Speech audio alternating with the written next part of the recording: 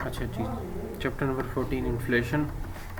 सबसे पहले इन्फ्लेशन को देखते हैं। इन्फ्लेशन की डेफिनेशन क्या है, इसको कैलकुलेट कैसे किया जाता है और फिर इसके काजेस को देखते हैं। Inflation is a process in which the price level is rising persistently, यानी कॉन्स्टेंटली इंक्रीज हो रही हो price, and the money is losing value, और मनी की वैल्यू कम हो रही हो। यानी इन्फ्लेशन एक ऐसा प्रोसेस है जिसमें प्राइस लेवल यानी गुड्स और सर्विसेज की जो प्राइस होती है ना, वो परसिस्टेंटली इंक्रीज़ हो रही होती हैं। ये नहीं है कि एक दो बार इंक्रीज़ हो गई हैं फिर कम हो जाएंगी फिर बढ़ जाएंगे, ऐसा नहीं। परसिस्टेंटली यानी इंक्रीज़ होती जा रही हैं, कंटिन्यूसली इंक्रीज़ हो रही हैं। ठीक है, बात समझ आई। मिसाल के तौर पे एक कोई प्रोडक्ट है, उसकी वैल्यू 100 रुपये थी, 120 रुपये हो गई वैसे, फिर वहीं पे ठहर गई, फिर नहीं बढ़ रही, तो ये इन्फ्लेशन नहीं है। इन्फ्लेशन ये है कि डिफरेंट चीज़ों की, यानी एक तो नहीं, पूरी कंट्री में सिर्फ गाड़ियों की प्राइसेस बढ़ गई और किसी चीज़ की भी नहीं बढ़ी, वो भी इन्फ्लेशन नहीं है। यानी एज अ होल पूरी कंट्री में जितने भी प्रोडक्ट्स हैं सब की प्राइसेस थोड़ी थोड़ी बढ़ने स्टार्ट हो गए हैं और कंटिन्यूसली बढ़ती ही जा रही हैं, उसे कहते हैं इन्फ्लेशन। ठीक है, और दूसरी साइड एक तो ये डेफिनेशन है, इस तरह भी आप कह सकते हो कि increasing the price level of the good and services, या दूसरे अल्फाज में ये कह सकते हो कि मनी की वैल्यू डिक्रीज़ हो रही है। मनी की वैल्यू डिक्रीज़ कैसे हो रही होती है? मिसाल के तौर पे 100 रुपये में हम एक सूट मिसाल के तौर पे परचेज़ कर लेते हैं। सूट महंगा हो गया, 150 रुपये का हो गया, या 200 रुपये का एक सूट 200 रुपये का हो गया। अब उस 100 में एक सूट नहीं आएगा, यानी मनी की वैल्यू डिक्रीज़ होगी। अब आपको 200 रुपये चाहिए, 200 रुपये चाहिए एक सूट को परचेज़ करने के लिए। पहले 100 रुपये चाहिए था एक सूट परचेज़ करने के लिए, अब 200 रुपये चाहिए एक सूट परचेज़ करने के लिए। मतलब मनी की जो वैल्यू है वो डिक्रीज़ हो गई। अब जो मेरे पास 100 रुपये है ना, अब उससे एक सूट नहीं आने वाला, अब मुझे 200 रुपये मेरे पास होने चाहिए ताकि वो मैं एक सूट परचेज़ कर सकूँ। बात समझ आई है?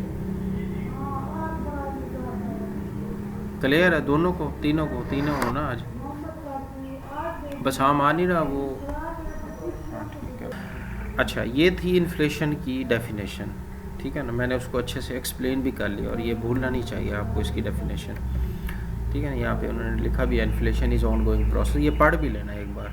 अब इन्फ्लेशन को कैलकुलेट कैसे करते हैं, इन्फ्लेशन रेट कैसे कैलकुलेट करेंगे, ये बड़ा आसान होता है। PT माइनस PT माइनस 1, यानी PT यानी इस साल की प्राइस माइनस करेंगे पिछले साल की प्राइस। किसी भी कोई भी एक गुड ले लो, गाड़ी ले लो या कोई भी चीज़ ले लो, उसके इस साल की प्राइस उसमें से माइनस करो पिछले साल की प्राइस, और ये जो डिफरेंस आएगा ना उसको डिवाइड करो पिछले साल की प्राइस से और फिर 100 से मल्टीप्लाई करो तो इन्फ्लेशन रेट निकल आएगा। यहाँ पे उन्होंने किया भी है। 126 रुपये की मिसाल के तौर पे हम गाड़ी की मिसाल एक सूट ले लेते हैं। 126 रुपये का एक सूट है, अब 120 रुपये का पिछले साल था, तो माइनस किया, कितना फ़र्क आएगा 6 का, उसे डिवाइड करें 120 के, यानी पिछले साल जो था, जो सूट की कीमत थी 120 और उसे 100 से मल्टीप्लाई कर देना। अब ये कैलकुलेशन कैसे करनी है, ऐसे नहीं कर देना ये इसमें से माइनस करके, ऐसे ये तरतीब से डिमैस रूल को अप्लाई करना होता है। 126 माइनस 120 इस तरह करोगे, जो आंसर आएगा फिर उसे करोगे 120 पे तकसीम, फिर उसे 100 से मल्टीप्लाई करोगे ऐसे 5%, यानी 5% इन्फ्लेशन हुई है पिछले साल की निस्बत। किस में? हम सूट की मिसाल ले रहे हैं तो उस सूट में, या जो भी चीज़ जिसकी भी मिसाल आप ले रहे होगे उसी चीज़ की कीमत 5% बढ़ी है। क्लियर? आगे चलें जी, आवाज़ आ रही है मेरी? अब जो बेसिक है ना, जहाँ पे आके अच्छों की बस हो जाती है, वो ये काजेज़ ऑफ इन्फ्लेशन और फिर उनको एक्सप्लेन करना, और ये बहुत ज़्यादा अहम है। इन्फ्लेशन सिर्फ डेफिनेशन को पढ़ लेना, इन्फ्लेशन को समझ लेना नहीं है, वरना काफ़ी बात है जब तक आप उसके काजेज़ को नहीं समझोगे। काजेज़ यानी ये इन्फ्लेशन, ये जो प्राइसेस बढ़ रही हैं ये क्यों बढ़ रही हैं, इसकी क्या वजह है, ठीक है ना, काजेज़ ऑफ इन्फ्लेशन। फिर इनके बाद इनका इम्पैक्ट भी देखना होता है। ये जो चीज़ों की प्राइस बढ़ रही हैं इनके असरात क्या बढ़ रहे हैं, वो इम्पैक्ट्स भी देखे जाते हैं, इफ़ेक्ट्स या इम्पैक्ट्स। पहले हम काजेज़ को देखते हैं कि काजेज़ ऑफ इन्फ्लेशन क्या है। इन्फ्लेशन कैन रिजल्ट, एक वर्ड को पढ़ूंगा तसल्ली से आपको समझाना है क्योंकि ये टॉपिक बहुत ज़्यादा अहम है, ना सिर्फ यहाँ इकनॉमिक्स में बल्कि पूरी BCom MCom जहाँ तक बिज़नेस पढ़ोगे ये टॉपिक आपको हर जगह देखने को मिलेगा, कहीं ना किसी सूरत में। Inflation can result either an increase in aggregate demand और डिक्रीज इन एग्रीगेट सप्लाई। अब वो कहता है इन्फ्लेशन होने की दो ही वजूहत हैं, बेसिकली दो वजूहत हैं। कौन कौन सी? एग्रीगेट डिमांड का इंक्रीज़ हो जाना या एग्रीगेट सप्लाई का डिक्रीज़ हो जाना। ठीक है, अब एग्रीगेट का क्या मतलब होता है? एग्रीगेट आपको डिमांड वाला चैप्टर मैंने पढ़ाया था, वो डिमांड इंडिविजुअल डिमांड थी। एग्रीगेट डिमांड यानी पूरी कंट्री की डिमांड। एग्रीगेट सप्लाई यानी पूरी कंट्री की सप्लाई, पूरी कंट्री में जो प्रोडक्ट्स गुड्स या सर्विसेज बन रही हैं और वो सप्लाई हो रही हैं, वो बिक रही हैं, वो एग्रीगेट सप्लाई। एग्रीगेट डिमांड जो हम कर रहे हैं यानी पूरी कंट्री के लोग जो सारी गुड्स, जितनी भी पूरी कंट्री में गुड्स हैं, वो जो डिमांड कर रहे हैं उसे एग्रीगेट कहेंगे। अब वो कह रहे हैं इन्फ्लेशन की दो वजूहत हैं, एक है इंक्रीज़ इन एग्रीगेट डिमांड और दूसरा है डिक्रीज़ इन एग्रीगेट सप्लाई। ये मैं आपको बेसिकली इस तरह समझाता हूँ। ये देखो, ये आपको माउस मेरा नज़र आ रहा होगा, आवाज़ आ रही है? कोई अपना जिसके माइक में शोर ना हो ना, हाँ नहीं, आप अपना माइक खोल के बैठो, हाँ, ताकि मुझे पता चलता रहे अहम डिस्कशन है कि स्किप ना हो जाए। अब इस बात पे बड़ा ध्यान करना और गौर से समझना है। आपने इक्विलिब्रियम का नाम सुना होगा, इक्विलिब्रियम। इक्विलिब्रियम का पता है ना आपको? इक्विलिब्रियम क्या? हाँ, इक्विलिब्रियम क्या होता है? जहाँ डिमांड और सप्लाई दोनों इक्वल हों, यानी दोनों बराबर है। जितनी डिमांड है उतनी सप्लाई है, यानी डिमांड 100 यूनिट्स की है तो सप्लाई भी 100 यूनिट्स हो रहे हैं। तो जहाँ डिमांड और सप्लाई इक्वल हो जाए वो इक्विलिब्रियम पॉइंट होता है। अब मिसाल के तौर पे ये जो मेरा आपको माउस नज़र आ रहा है ना, ये तो दो पेज आपस में कट हुए हुए हैं। मिसाल के तौर पे ये हम इसको इक्विलिब्रियम कंसीडर कर रहे हैं। एक मिनट होल्ड करो, चुप करा लो। अच्छा, ये हम कंसीडर कर रहे हैं मिसाल के तौर पे ये है इक्विलिब्रियम, ठीक है ना। अब डिमांड क्या हुई है? डिमांड इससे ऊपर निकल गई है। ध्यान से, तवज्जो से पूरे, डिमांड जो है ऊपर निकल गई है, लेकिन जो सप्लाई है वो इसी पॉइंट के ऊपर खड़ी है मिसाल के तौर पे। क्योंकि मेरे पेज सामने इस तरह की मिसाल थी, बराबर लाइन है, तो इसी वजह से मैं ले रहा हूँ। डिमांड ऊपर चली गई, मतलब डिमांड ज़्यादा हो गई है लेकिन सप्लाई उतनी ही खड़ी है। पहले क्या थी? इक्विलिब्रियम 100 यूनिट डिमांड हो रहे थे और 100 यूनिट ही सप्लाई हो रहे थे। अब क्या हुआ है? अब आपकी डिमांड ऊपर चली गई है, यानी वो मिसाल के तौर पे 120 यूनिट्स की हो गई है डिमांड। लोगों ने डिमांड ज़्यादा करना शुरू कर दिया। पहले 100 यूनिट डिमांड कर रहे थे, अब 120 यूनिट डिमांड कर रहे हैं, तो ये ऊपर चली गई। लेकिन जो सप्लाई है वो 100 यूनिट की ही है। इस सूरत में क्या होगा? मार्केट ने हमेशा इक्विलिब्रियम के ऊपर ही चलना होता है, ठीक है ना। जहाँ डिमांड और सप्लाई बराबर होती है ना, मार्केट को हमेशा इक्विलिब्रियम पे ही चलना होता है। अब एक डिमांड क्योंकि 120 यूनिट की हो गई है तो मार्केट में इन प्रोडक्ट्स की कीमतें बढ़ जाएंगी ताकि डिमांड वापस 100 पे आए, ठीक है ना, ताकि डिमांड वापस 100 पे आए। ये आपको वो कहते हैं ना गिस्ट खुलासा सा ओवरव्यू दे रहा हूँ काजेज़ ऑफ इन्फ्लेशन को समझाने से पहले, ताकि उसका समझना आपके लिए आसान हो जाएगा। अभी जो हम एक कॉम्प्लिकेटेड ग्राफ जाके पढ़ेंगे ना, वो काफ़ी कॉम्प्लिकेटेड है। ये इस जो अभी बातें बता रहा हूँ ये गौर से सुनो ताकि वो इजी समझ आ जाएगी। तो अब अच्छा, प्राइसेस बढ़ेंगी ताकि डिमांड वापस आए। क्या ऐसा नहीं हो सकता कि हम सप्लाई को बढ़ा दें? भाई डिमांड 120 यूनिट है तो सप्लाई भी 120 यूनिट, सप्लाई को बढ़ा दो। नहीं, ऐसा नहीं हो सकता। एक साल के अंदर अंदर ऐसा नहीं हो सकता, यानी शॉर्ट टर्म में ऐसा नहीं हो सकता, लॉन्ग टर्म में हो सकता है, यानी कुछ सालों बाद ऐसा हो सकता है। फौरी तौर पे ऐसा नहीं हो सकता, यानी फौरी अगर कोई ज़्यादा डिमांड करे, मिसाल के तौर पे मैं आपको एक मिसाल देता हूँ, सकती डिमांड अगर बढ़ गई है, सप्लाई फौरी तौर पे नहीं बढ़ेगी, तो प्राइसेस को बढ़ा दिया जाता है ताकि डिमांड नीचे आ जाए, नीचे, ठीक है ना। तो अब प्राइसेस का बढ़ना तो इन्फ्लेशन है ना, यही तो हम समझ रहे हैं, प्राइसेस का बढ़ना तो इन्फ्लेशन है। बात समझ आ रही है? ठीक है, तो ये हुई एक काज, यानी ये आपने समझा कि increase in aggregate demand, aggregate demand के इंक्रीज होने की वजह से इन्फ्लेशन होती है। एग्रीगेट डिमांड बढ़ेगी, प्राइसेस बढ़ेंगी तो प्राइसेस का बढ़ना तो इन्फ्लेशन है। हम यही तो पढ़ रहे हैं कि प्राइसेस का बढ़ना इन्फ्लेशन है। समझ आ गई बात की?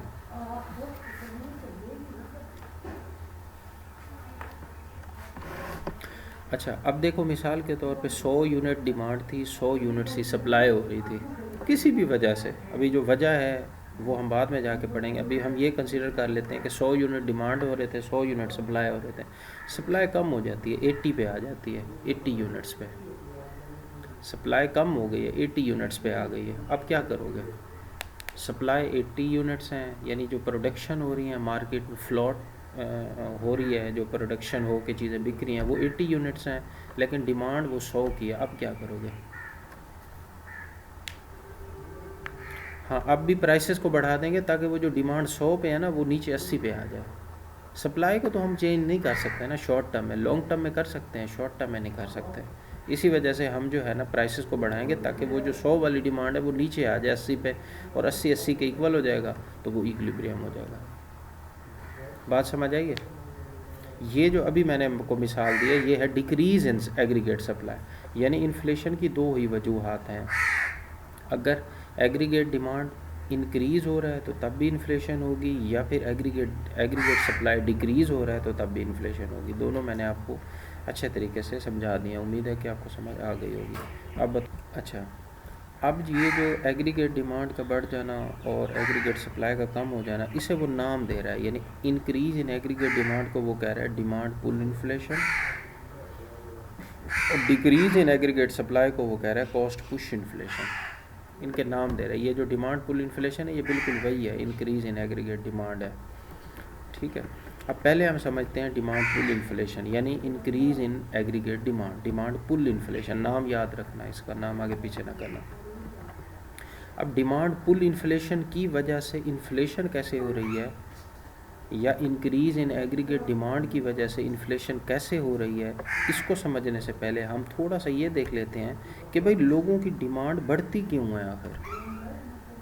देखो, इन्फ्लेशन की क्या वजह है, डिमांड का बढ़ना, और डिमांड के बढ़ने की क्या वजह हो सकती है, आपके जहन में है कोई? भाई डिमांड क्यों बढ़ सकती है, इसकी भी तो कोई वजह होगी ना। लोग जो है ना 100 यूनिट डिमांड कर रहे थे, अब 120 यूनिट डिमांड कर रहे हैं, क्यों ऐसा क्यों किया है उन्होंने?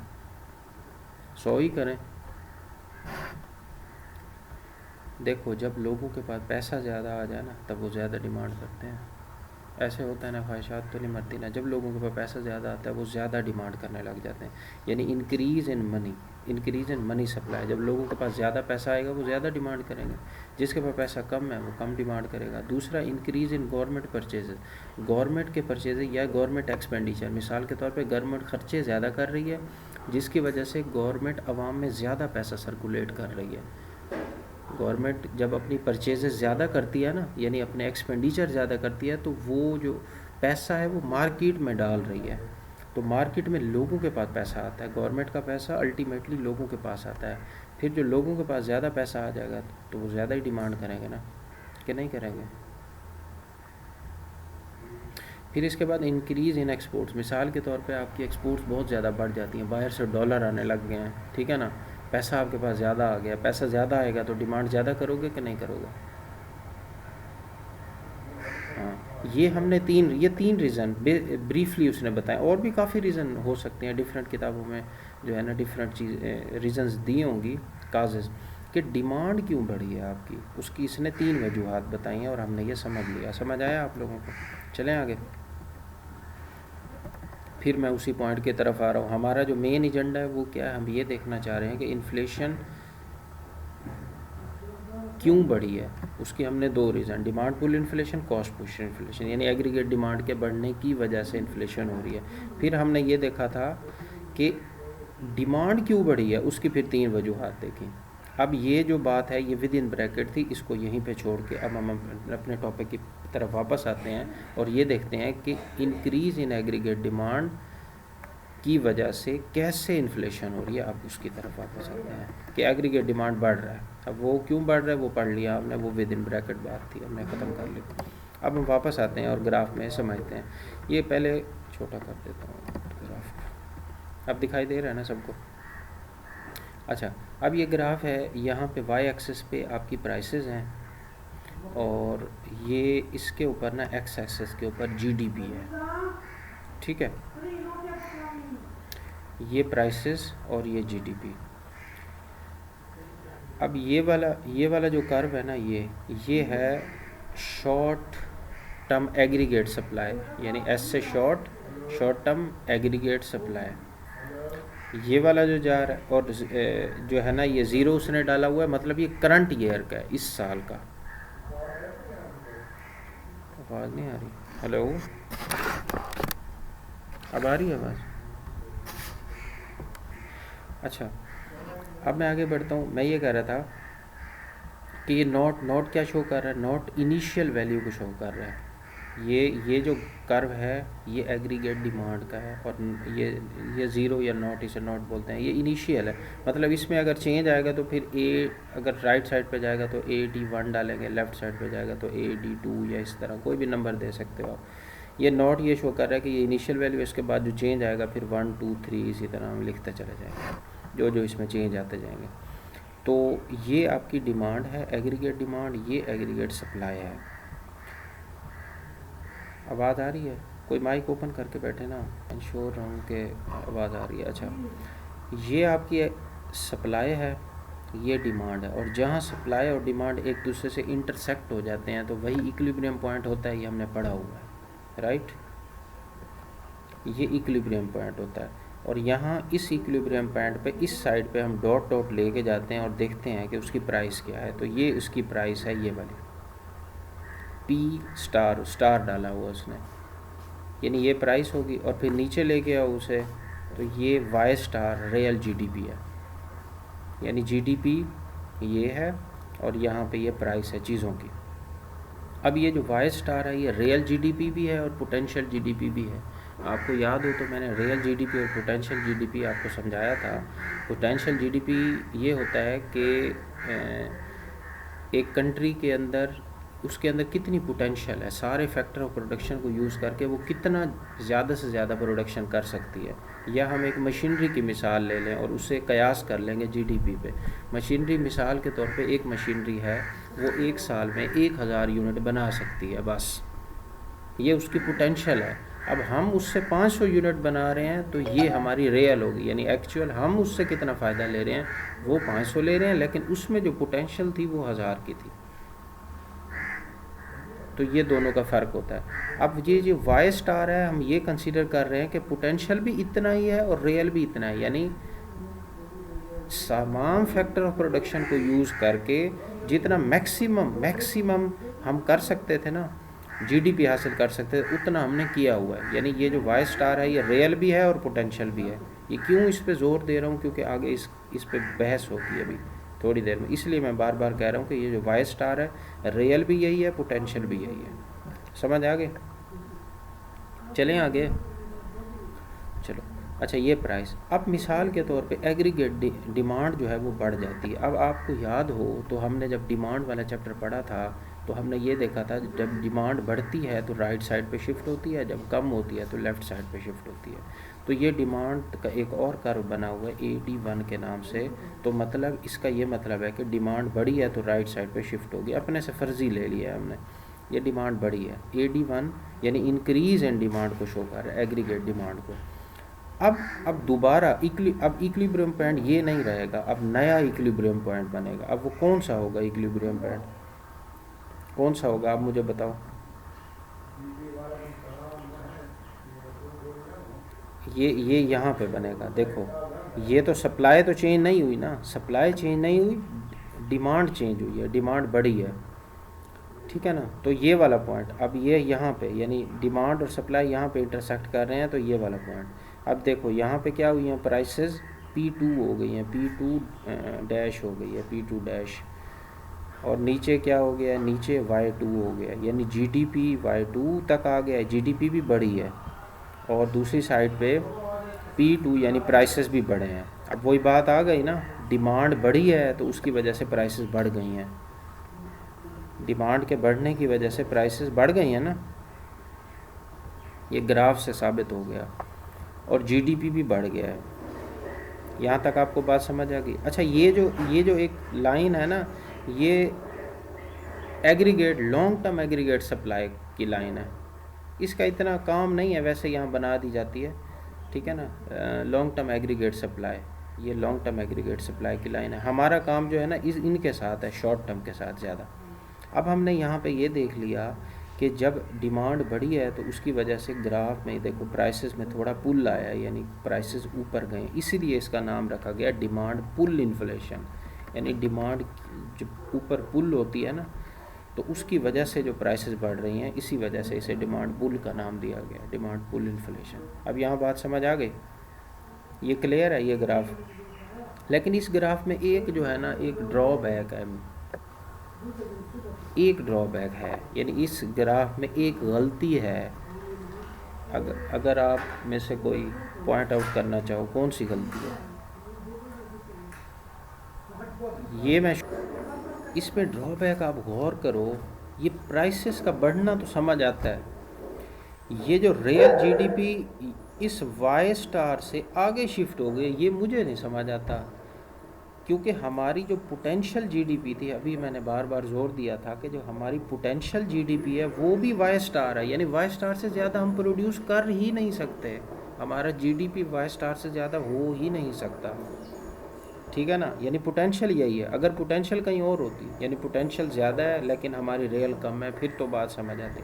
हमारी पोटेंशियल तो वाई स्टार है लेकिन रियल आगे की तरफ शिफ्ट कर गई, ये कैसे पॉसिबल हो सकता है। एक मशीनरी 100,000 यूनिट बना सकती है, वो 2000 यूनिट कैसे बनाएगी। रियल में वो 2000 बना लेगी, जब वो बना ही 1000 सकती है, तो क्या वो 2000 यूनिट बना लेगी। जब पोटेंशियल जीडीपी आपका वाई स्टार है, तो आपका जीडीपी आगे शिफ्ट हो कैसे सकता है। ड्रॉबैक है ना इसमें, बात समझ आ रही है। अब ये उधर लिख ना देना ड्रॉबैक है, ये मैंने सिर्फ समझाने के लिए आपको बताया है, ताकि आप ये पॉइंट कभी भूलो नहीं। उधर अंदर ना लिख देना, उधर अंदर कहीं भी नहीं लिखा हुआ है ड्रॉबैक। हाँ जी, बाकी बताओ, समझ आया, क्लियर है। अब जो है ये एक ड्रॉबैक जो मार्केट में इस ये कवर होता है, कैसे होता है इसको भी समझते हैं हम। अब दूसरे ग्राफ की तरफ आओ। दूसरा ग्राफ सेम उसी तरीके से है। आपकी डिमांड बढ़ी, डिमांड के बढ़ने की वजह से पहले आपका ये इक्विलिब्रियम पॉइंट था, फिर दोबारा हो गया ये वाला, ऐसे ना, यही बनता है ना। पहले ये था, फिर ये हो गया। अब यहाँ पे मैं आपको एक पॉइंट बताता हूँ, वो पॉइंट बहुत अहम है कि मैंने आपको इस ग्राफ से इस ग्राफ की तरफ शिफ्ट करना है। इसे कहते हैं ट्रांजिशन। और वहाँ ऐसे नहीं लॉजिकली शिफ्ट करूँगा, ऐसे नहीं कि यहाँ सप्लाई कम हो गई, मैं लॉजिकली शिफ्ट करना चाह रहा हूँ। एक दो पॉइंट है, मैं वो यहाँ से पढ़ के आपको बताता हूँ। अच्छा, यहाँ वो लिखते हैं the price level rises to P2 dash या कॉमा, वो कहता है प्राइस लेवल बढ़ी and real GDP increases above potential GDP to Y2। जो रियल आपकी जीडीपी है वो वाई स्टार से Y2 की तरफ आ गई, पोटेंशियल से भी ज़्यादा हो गई। अब वो आगे क्या कहना चाह रहे हैं, एक एक बात पे गौर करना। The economy experiences a rise in the price level, यानी इकॉनमी में क्या हो जाएगी, प्राइस बढ़ जाएंगी, प्राइसेस की कीमतें बढ़ जाएंगी। And a rapid expansion of real GDP, यानी जीडीपी एक्सपैंड हो गई। अब आगे वो क्या कहता है, unemployment falls below the natural rate. इस सेंटेंस की ट्रांसलेशन कुछ और है लेकिन इसका मतलब कुछ और है। Unemployment falls below natural rate, यानी अनएम्प्लॉयमेंट मिसाल के तौर पे कंट्री में 10% थी, नेचुरल उसका रेट 10%, अनएम्प्लॉयमेंट यानी 10% लोग अनएम्प्लॉयड थे कंट्री के अंदर। जो रेट है वो कम हो गया, यानी अब 5% हो गया, इसका ये मतलब है। लेकिन इसके पीछे कहानी क्या है मैं वो आपको समझाता हूँ।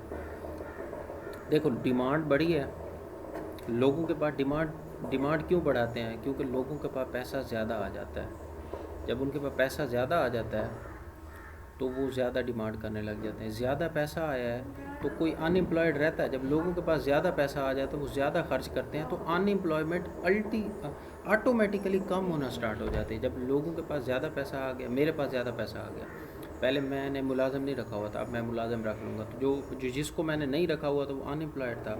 जब मेरे पास ज़्यादा पैसा आ गया, मैंने उसे मुलाजम रख दिया, तो अनएम्प्लॉयमेंट कुछ ना कुछ कम हो रही होगी ना। ये तो मैंने आपको एक बेसिक लेवल की मिसाल दी है, इसे पूरे कंट्री पे इम्प्लीमेंट करो। जब लोगों के पास ज़्यादा पैसा आता है तो अनएम्प्लॉयमेंट कम होना स्टार्ट हो जाती है, क्योंकि वो ज़्यादा खर्च करना स्टार्ट हो जाते हैं, ठीक है ना। मिसाल के तौर पे मेरे पास पैसा ज़्यादा आ गया है, मैं क्या करता हूँ, कहीं इन्वेस्ट कर देता हूँ। इन्वेस्ट करूँगा तो 2-4 लोग तो मैं रख ही लूँगा ना, मुलाजिम। तो वो जो, अगर मेरे पास पैसा ज़्यादा ना होता, मैं इन्वेस्ट ना करता, तो वो तो अनएम्प्लॉयड ही रहते। तो मैंने कोई बिज़नेस स्टार्ट किया, मैंने 2-4 लोग रख लिए हैं, तो वो अनएम्प्लॉयड तो नहीं रहे ना, अब वो एम्प्लॉयड हो गए हैं। मतलब अनएम्प्लॉयमेंट कम होना स्टार्ट हो जाती है इस सूरत हाल में, इसमें जब आपकी एग्रीगेट डिमांड बढ़ती है। बात समझ आ रही है? टेक्निकल है, बात को समझो। जब पैसे ज़्यादा आ जाते हैं तो लोग ज़्यादा डिमांड करने हैं, तो अनएम्प्लॉयमेंट कम होना स्टार्ट हो जाते हैं। इसलिए उसने लिखा है कि जो unemployment falls below the natural rate, वो नेचुरल रेट से जो है वो कम हो जाती है, ठीक है ना। अनएम्प्लॉयमेंट मतलब कम हो जाती है, ये कहना चाह रहा है। फिर उसके बाद यहाँ पे आओ, ये कुछ पढ़ाता हूँ, फिर दूसरे ग्राफ की तरफ आएंगे। रियल जीडीपी, हाँ ये मैं बता भी चुका हूँ, real GDP can not remain above potential GDP for ever. वो कहता है रियल जीडीपी पोटेंशियल जीडीपी से ज़्यादा हो ही नहीं सकती फॉर एवर। आर्जी तौर पे हो सकती है, फॉर एवर हो ही नहीं सकती। With unemployment below its natural rate, जब अनएम्प्लॉयमेंट कम हो जाती है, ठीक है ना, there is shortage of labour, labour short हो जाती है। इसका क्या मतलब है? इसका मतलब ये है, मिसाल के तौर पे अनएम्प्लॉयमेंट आपकी कम होती जा रही है, कम होती, मिसाल के तौर पे 0 से भी कम, 0% से हो गई है, यानी कोई पर्सन अनएम्प्लॉयड नहीं है, लेकिन जीडीपी फिर भी बढ़ता जा रहा है, यानी लोगों के पास फिर भी ज़्यादा पैसा है। तो अब लेबर है ही नहीं, लेबर ही कम हो गई है। अब जो ऑलरेडी लेबर है ना, वो ज़्यादा डिमांड करेगी, यानी वो कहेगी कि, एक मिनट मैं इसको इस तरह समझाता हूँ आपको। उसने कहा है in this situation wage begin to rise, wage बढ़ती जाती है, जो वेज की कॉस्ट है ना वो बढ़ती जाती है। As they do so short run aggregate supply decreases. अब इस पॉइंट को समझना, ये बड़ा अहम है।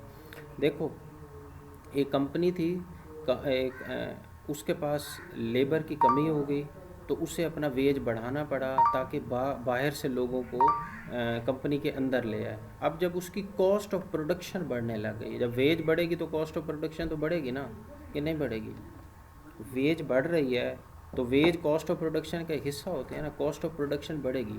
पहले वो 100 यूनिट प्रोड्यूस कर रहा था, तो अब कॉस्ट ऑफ प्रोडक्शन बढ़ने की वजह से वो 80 यूनिट प्रोड्यूस कर रहा है। तो एग्रीगेट सप्लाई कम होगी कि नहीं होगी? वो जो मार्केट में गुड्स बना के सप्लाई कर रहा है वो कम होंगे कि नहीं होंगे? किसकी वजह से कम हुए हैं? वो इसी वजह से कम हुए हैं कि वेज बढ़ गई है, यानी उसकी कॉस्ट ऑफ जो प्रोडक्शन है वो बढ़ गई है। उसके बढ़ने की वजह से पहले 100 यूनिट बेच रहा था, बना रहा था, अब वो 80 यूनिट बना रहा है। बात समझ आ रही है? तो एग्रीगेट सप्लाई, ये तो हमने एक कंपनी की मिसाल ली, ये एग्रीगेट लेवल पे लो, तो एग्रीगेट सप्लाई डिक्रीज़ होना स्टार्ट हो जाती है। किस सिचुएशन में? इस सिचुएशन में।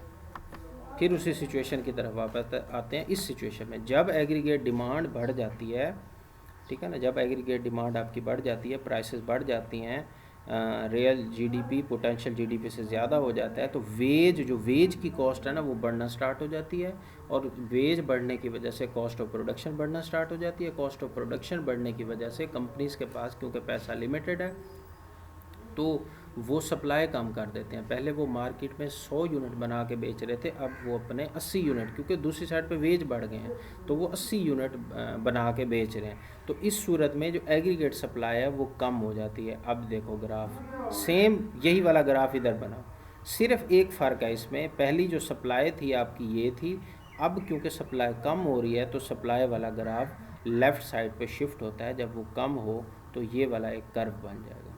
बात समझ आ रही है?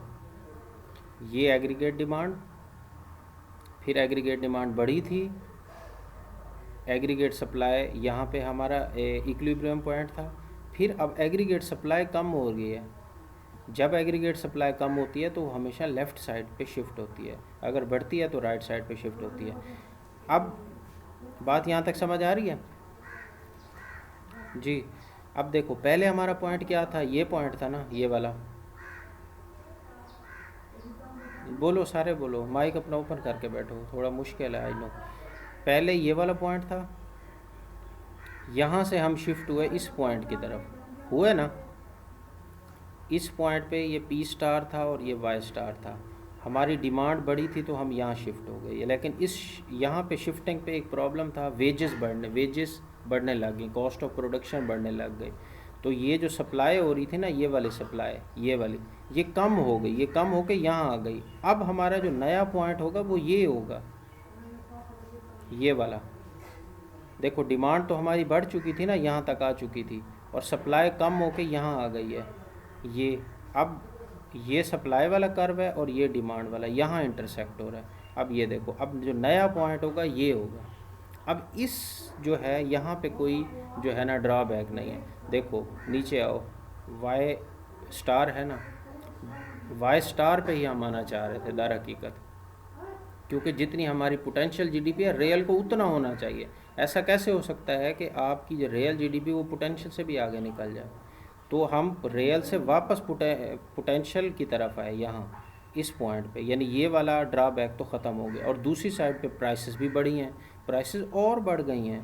पहले कितनी थी ये देखो, इस पॉइंट पे यहाँ प्राइसेस थी ना P2, जब सप्लाई कम हुई है प्राइसेस और बढ़ गई हैं। ये देखो प्राइसेस यहाँ आ गई हैं। तो प्राइसेस कहाँ से जाना शुरू हुई, पी स्टार से ऊपर जाना शुरू हुई थी, यहाँ जा पहुँची P2 डैश पे जा पहुँची यहाँ पे प्राइसेस। तो प्राइसेस भी बढ़ गई, इन्फ्लेशन भी हो गई, और हमारी जो इसमें ड्रॉबैक था कि रियल जीडीपी पोटेंशियल जीडीपी से ज़्यादा हो, वो भी वापस आ गया। दोनों ऑब्जेक्टिव हमारे अचीव हो गए। इन्फ्लेशन भी हमने शो कर दी, और दूसरी साइड पे ये जो ड्रॉबैक था उसको भी हमने कवर अप कर लिया। जी अब दोबारा रिपीट करूँ इसे, इसका थोड़ा सा ओवरव्यू लेते हैं। एग्रीगेट डिमांड बढ़ी, एग्रीगेट डिमांड बढ़ने की वजह से हमारा जो एग्रीगेट कर्व था वो दूसरी साइड पे शिफ्ट हुआ, और जो है पहले इक्विलिब्रियम पॉइंट ये था, फिर ये बन गया। लेकिन इसमें एक प्रॉब्लम था, हमारा जो रियल जीडीपी है पोटेंशियल से भी आगे शिफ्ट कर गया था। ये मार्केट इसे खुद वापस ले आती है, ये हमने नहीं किया, आपके और मेरे करने से नहीं होता है कि हमने ग्राफ ऐसा बना दिया। तो ये मार्केट की फोर्स होती है, मार्केट खुद उसे वापस लेके आएगी। ठीक है ना। क्या हुआ, वेजेस बढ़ने लगी, वेजेस बढ़ने की वजह से कॉस्ट ऑफ प्रोडक्शन बढ़ गई, कॉस्ट ऑफ प्रोडक्शन के बढ़ने की वजह से जो कंपनीज़ थी मिसाल के तौर पे वो 100 यूनिट मार्केट में बना के बेच रही थी, अब वो 80 बना के ये बेच रही है। मतलब एग्रीगेट सप्लाई कम हो गई, एग्रीगेट सप्लाई कम हुई है तो यहाँ से पॉइंट फिर इधर आ जाएगा, ये इक्विलिब्रियम पॉइंट होगा। और ये जो इक्विलिब्रियम पॉइंट है, प्राइसेस यहाँ से बढ़ना शुरू हुई थी, यहाँ जा पहुँची, प्राइसेस में काफ़ी ज़्यादा इंक्रीज़ आ गया, और हमारा ये जो ड्रॉबैक था, जो इकॉनमी में ड्रॉबैक आ रहा था, वो भी कवर अप हो गया। मार्केट उसे वापस ले आई, जितना पोटेंशियल जीडीपी है उतना ही रियल जीडीपी है। अब क्लियर है, अब आगे चलें। थक तो नहीं गए? अच्छा, यहाँ पे एक और चीज़ है, उसने लिखा है demand pull inflation process, demand pull inflation process और डिमांड पुल इन्फ्लेशन स्पाइरल। यहाँ पे उसने शो किया है, यानी वो काफ़ी सारे पॉइंट्स ले रहा है। वो कहता है पहले जो है ना एग्रीगेट डिमांड बढ़ती है तो ये पॉइंट हो जाता है, फिर उसकी वजह से सप्लाई कम होती है तो फिर ये पॉइंट हो जाता है, फिर दोबारा डिमांड बढ़ती है तो फिर ये पॉइंट हो जाता है, फिर उसकी वजह से सप्लाई कम होती है तो फिर ये हो जाता है पॉइंट। तो मतलब वो कहता है इस तरह जो है ना जिग जैगिंग होती रहती है मार्केट के अंदर। बस ये ऐसे ही है, इतना ही मेन पॉइंट यही है। बाकी जो ग्राफ का क्रक्स है वो तो मैंने आपको समझा दिया इसमें। अब ये वाला जो टॉपिक है ना, ये आप पढ़ोगे तो आपको समझ आ जाएगा। ये वाला टॉपिक कर लोगे ना, मतलब डिमांड पहले इक्विलिब्रियम पॉइंट पे इधर शिफ्ट होता है, फिर इधर होता है, फिर इधर होता है, फिर ऐसे ऐसे होता जाता है। एक चीज़ की वजह से दूसरी हुई, दूसरे की वजह से तीसरी, इस तरह। तो ये आप पढ़ लेना, ये आसान से। अब हम दूसरे काज की तरफ आते हैं। पहला काज हमने पढ़ लिया डिमांड पुल इन्फ्लेशन, दूसरा है कॉस्ट पुश इन्फ्लेशन। ये भी बिल्कुल आसान है, इसमें से आधी बातें मैं आपको बता चुका हूँ पहले ही, आधी बातें पहले बता चुका हूँ। Cost push inflation, cost push inflation क्या है, यानी एग्रीगेट सप्लाई का कम हो जाना। बताया था शुरू में मैंने आपको, या तो डिमांड बढ़ जाती है इन्फ्लेशन, तो ये सप्लाई कम हो जाती है। अब जो सप्लाई कम हो रही है उसे कह रहे हैं कॉस्ट पुश इन्फ्लेशन। अब सवाल ये पैदा होता है सप्लाई कम क्यों हो रही है, यानी जो कंपनीज़ हैं या कोई भी बिज़नेस है वो जो चीज़ें प्रोड्यूस करके बेच रहे हैं उन्होंने क्यों प्रोडक्शन कम कर दिया। पहले वो 1000 यूनिट बेच रहे थे, बना के बेच रहे थे, अब उन्होंने 500 यूनिट कम कर दिया। वजह वही है, वेज रेट का बढ़ना। अगर वेज रेट बढ़ रहे हैं या कॉस्ट ऑफ प्रोडक्शन यानी जो रॉ मटेरियल वो परचेज कर रहे हैं वो महंगा हो गया, मतलब उस खुलासा निकालें तो कॉस्ट ऑफ प्रोडक्शन अगर महंगी हो जाए तो फिर कंपनीज़ ज़्यादा यूनिट बनाने के बजाय कम यूनिट बनाती हैं और फिर वो बेचती हैं, क्योंकि बनाने पे भी तो खर्चा आ रहा है ना, आगे मार्केट में शायद उसकी डिमांड ही ना हो। तो कॉस्ट ऑफ प्रोडक्शन की बढ़ने की वजह से सप्लाई कम हो जाती है। तो यही चीज़ ग्राफ में उसने शो की हुई है, ये देखो बिल्कुल वही ग्राफ है। अब यहाँ पे क्या करना है, आपने डिमांड को नहीं छेड़ना, ठीक है ना। दूसरी साइड पे जो आपका सप्लाई है, एग्रीगेट सप्लाई, पहले ये पॉइंट था इक्विलिब्रियम, एग्रीगेट सप्लाई आपकी कम हुई, जब कम हुई तो वो लेफ़्ट साइड पे शिफ्ट हो गई। तो ये नया आपका जो है ना सप्लाई कर्व ये बन गया, ये नया सप्लाई कर्व आपका बन गया, ठीक है ना। पहले ये पॉइंट था तो अब ये पॉइंट होगा, क्योंकि यहाँ पे सप्लाई और डिमांड एक दूसरे से इंटरसेक्ट कर रहे हैं ना, यहाँ पे कर रहे हैं। तो पहले प्राइस थी P स्टार, अब प्राइसेस कितनी हो गई हैं P2 डैश। यहाँ पे नीचे क्या चेंजेस आया, नीचे ये तब्दीली आई है कि जो आपकी पोटेंशियल जीडीपी थी, रियल जीडीपी उससे कम हो गई है। पोटेंशियल जीडीपी रियल जीडीपी उससे कम हो गई है।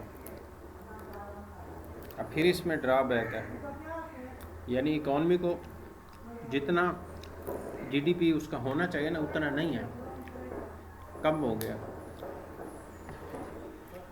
अब ये वही वाला ड्रॉबैक, इसको भी कवर अप करना है। अब इस सूरत में जब ये सूरत हाल पेश आती है ना, ये वाली सूरत हाल कि आपकी सप्लाई कम हो गई है, डिमांड बढ़ गई है, सप्लाई कम हो गई है, डिमांड बढ़ गई है, तो गवर्नमेंट क्या करती है, गवर्नमेंट कंपनीज़ के ऊपर जो टैक्सेस है ना वो कम कर देती है और मार्केट में ज़्यादा पैसा फ्लोट करती है। यानी लोगों के पास पैसा कम होता है, ये मार्केट में ज़्यादा पैसा डालती है ताकि लोगों के पास ज़्यादा पैसा आए और वो डिमांड को बढ़ाएं।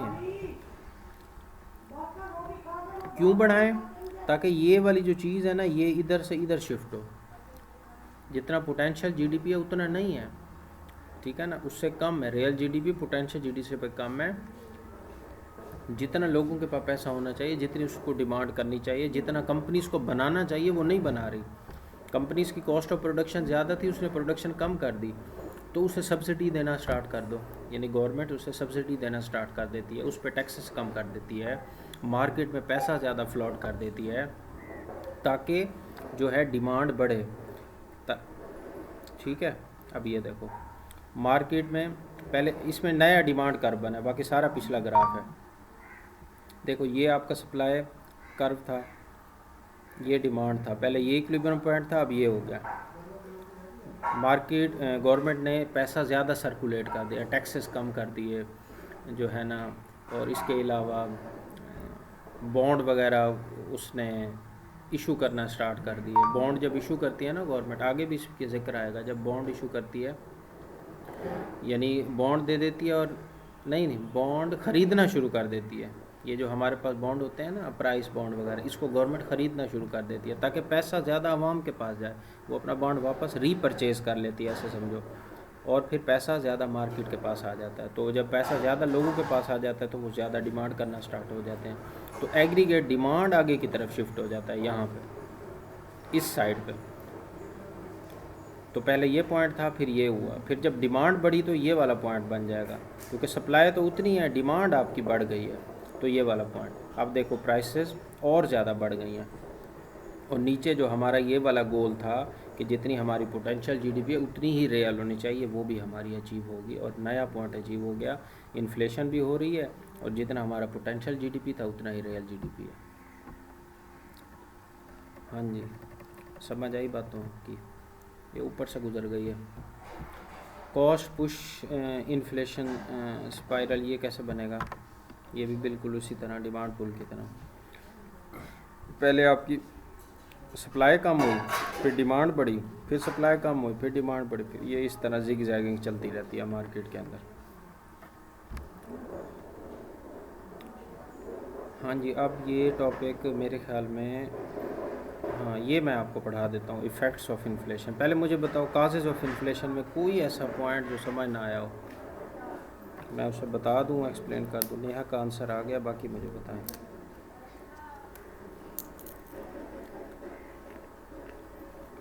अच्छा ठीक है, अब हम जाते हैं, हमने ये देख लिया कि इन्फ्लेशन क्या होती है, चीज़ों की प्राइसेस का बढ़ जाना, उसकी वजूहात भी पढ़ लें। पहले मैंने आपको बिल्कुल इजी तरीके से बताया था, फिर ग्राफ के थ्रू बताया, फिर मार्केट किस तरह अपने आप को एडजस्ट करती है वो भी बताया। अब हम ये देखते हैं कि चीज़ों की प्राइसेस तो बढ़ गई, फिर उसके असरात क्या पड़ते हैं, इफ़ेक्ट्स क्या हैं, या इसे इम्पैक्ट्स भी कह सकते हो। इफ़ेक्ट्स ई वाला, जो ए वाला होता है ना, उस वो वर्ब होता है, ये नाउन है। इफ़ेक्ट्स या इम्पैक्ट्स लिख सकते हो। इफ़ेक्ट्स ऑफ इन्फ्लेशन कि इसके असरात क्या पड़ते हैं, डिटेल में इसको पढ़ लेना, ओवरव्यू मैं आपको बता देता हूँ। सबसे पहले डेटर और क्रेडिटर। डेटर कौन होता है?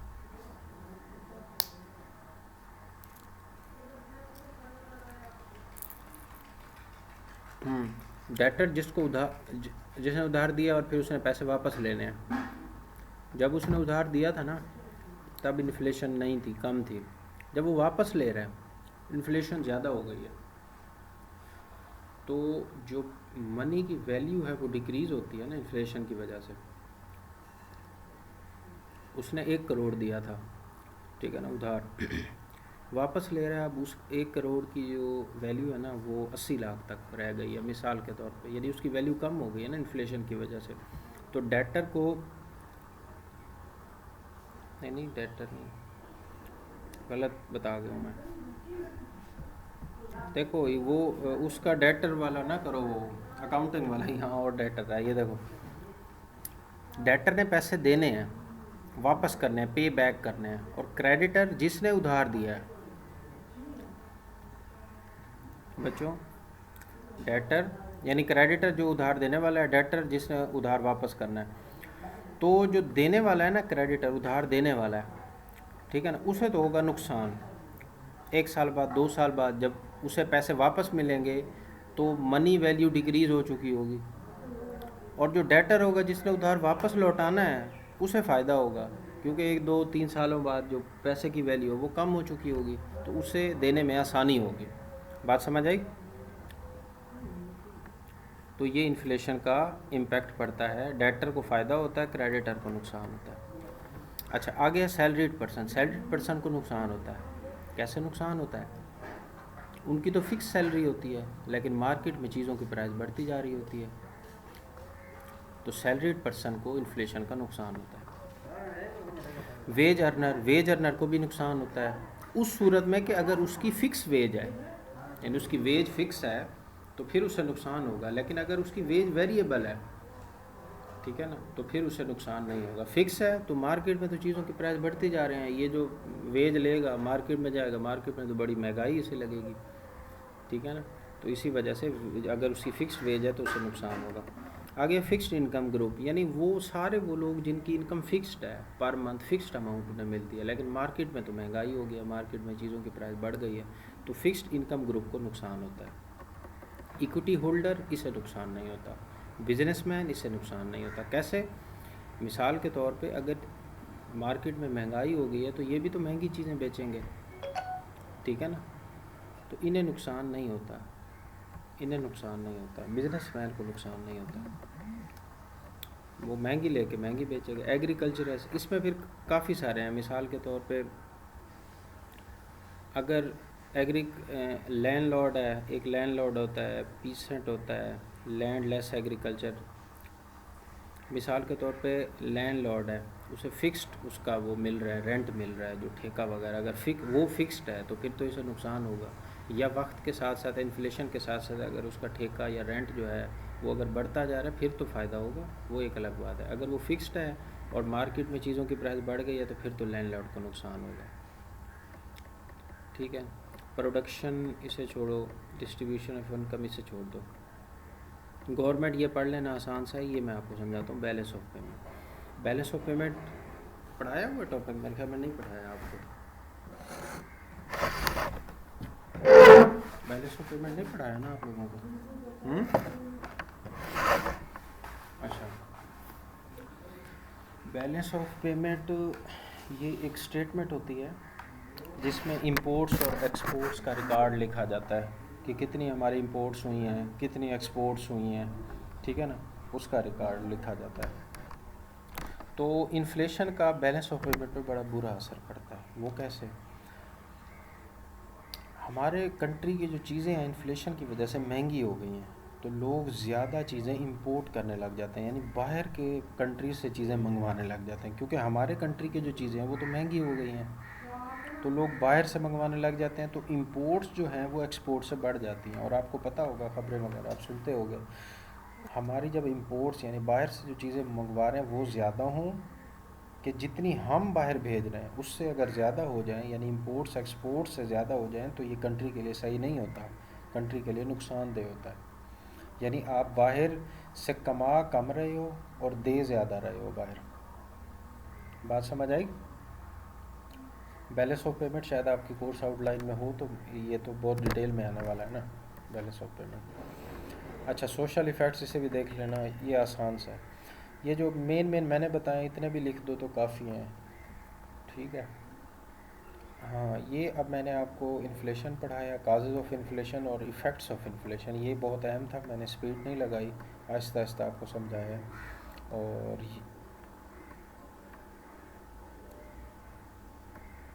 ये वाला है, ये वाला टॉपिक, ये वाला फिलिप्स नहीं, ये वाला है फिलिप्स कर्व वाला, तो यही है। नहीं नहीं, ये वाला नहीं है, ये फिलिप्स कर्व नहीं है उसमें। एक मिनट।